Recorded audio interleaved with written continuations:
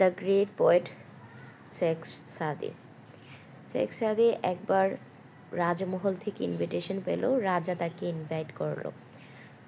তো সে ভোজে যাওয়ার জন্য রাজার ইনভাইট সে অ্যাকসেপ্ট করে সে যাত্রা শুরু করলো।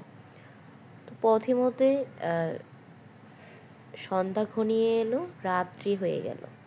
সে একটা বিল্ডিং দেখতে পেল এবং সেইখানে সে আশ্রয় নিল। সো ওই বাসাটাতে একটা নোবেলম্যান বাস করত, রিচ ম্যান। সে যখন আশ্রয় নিল তখন তারা তার পোশাক আশাক দেখে মনে করেছিল যে সে হয়তো দরিদ্র বা গরিব কেউ। এই জন্য ওই নোবেলম্যানটা এবং তার সার্ভেন্টসগুলোও তাকে এমন পোরভাবে ট্রিট করলো এবং পোর খাবার সার্ভ করলো। সকালে উঠে শেখ সাদি আবার তার যাত্রা শুরু করলো রাজ দরবারে যাওয়ার জন্য। তো তিনি ওইখানে পৌঁছানোর পরে রাজা তো জানতো যে উনি কে। তো রাজা তাকে অনেক সুন্দরভাবে ওয়েলকাম করলো, তাকে অনেক রিচ ফুড সার্ভ করলো এবং তাকে অনেকগুলো সুন্দর সুন্দর ড্রেস গিফট করলো। যখন শেখ সাদি আবার ফিরে যাচ্ছিল তখন সে আবার পথিমধ্যে সেই নোবেলম্যানের বাসায় আশ্রয় নিল। এইবার তার পরনে ছিল রাজার দেওয়ার উপহার পোশাক, গিফট করা পোশাকগুলো, কোট, টাই, স্যুট, বুট।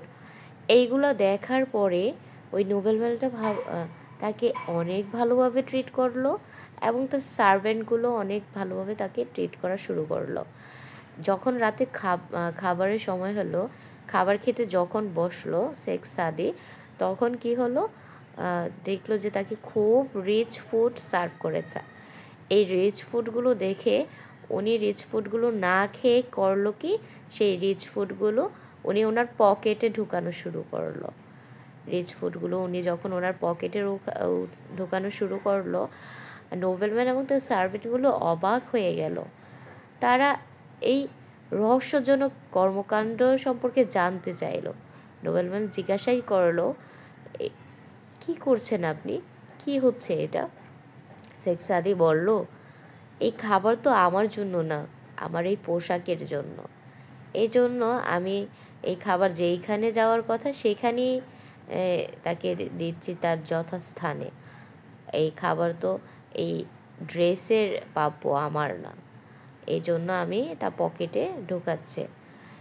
এই কথা শোনার সঙ্গে সঙ্গে নোবেলম্যান লজ্জায় লজ্জিত হয়ে গেল এবং সে তার ভুল বুঝতে পারলো।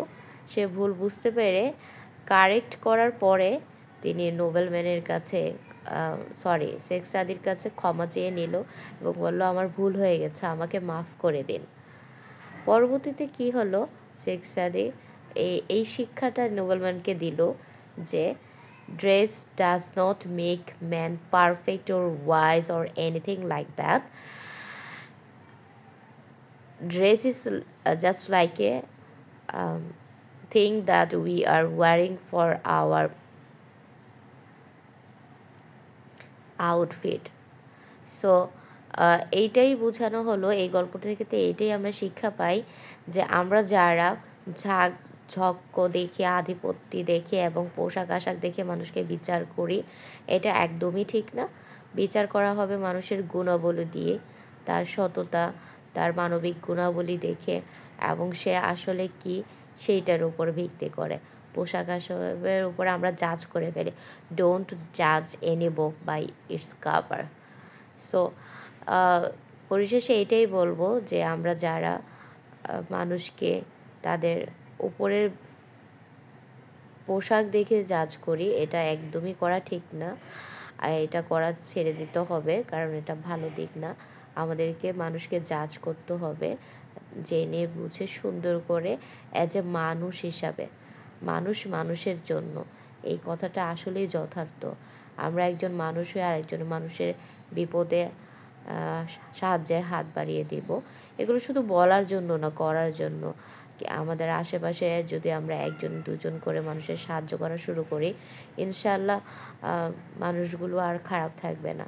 এই শীতে আমরা মানুষকে পোশাক গিফট করতে পারি, নতুন না হলেও আমাদের পুরাতন যে পোশাকগুলো সেইগুলো গিফট করতে পারি, এতে মানুষের অনেক উপকার হবে। আল্লাহ হাফেজ।